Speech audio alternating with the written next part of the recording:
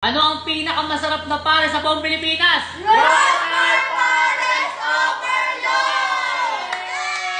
Pikit kayo lahat. Ayan, parang comedy. Walang dililat, pikit lahat.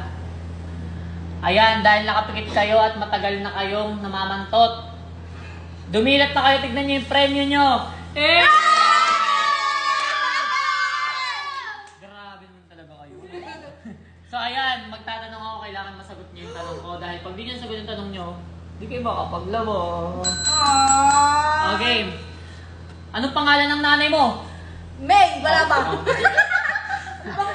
Pangalan ng tatay mo? Perdalito.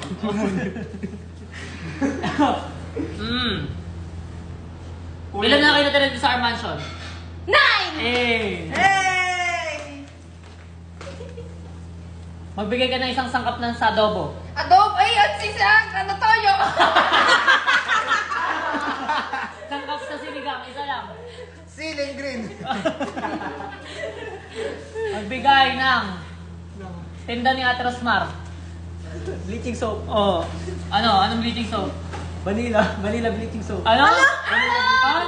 Ano? Trio siguro. O, ayun na lang. Bleaching soap. Anong pambansang halaman?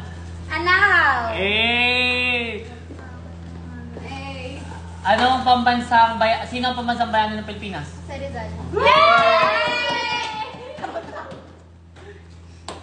Ilang taong ka na? Ilang taong ka na? Ilang taong ka na? 21? Bakit? Bakit?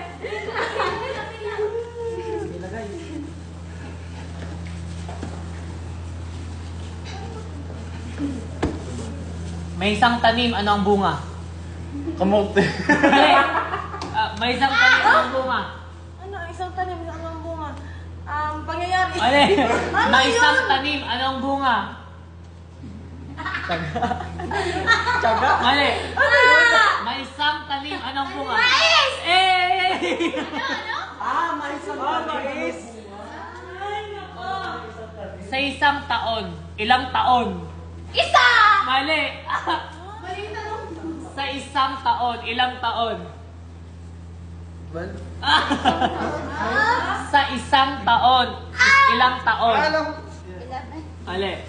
Sa isang taon, ilang taon? Apat. Mali. Sa isang Sa isang taon, ilang taon? Ah. Ano yung Ito. Ano pangalang nanay mo? Joy Karen Pajardo. Hey! Sino may-ari ng our mansion house? Look mo. Rosmar. Ayun. Mabigay na isang anak ni Ate Rosmar. Pangalan? Nat! Oh, ito matatanggap nyo pag nasagot nyo to ng sabay-sabay. Ano ang pinakamasarap na pare sa buong Pilipinas? Rosemar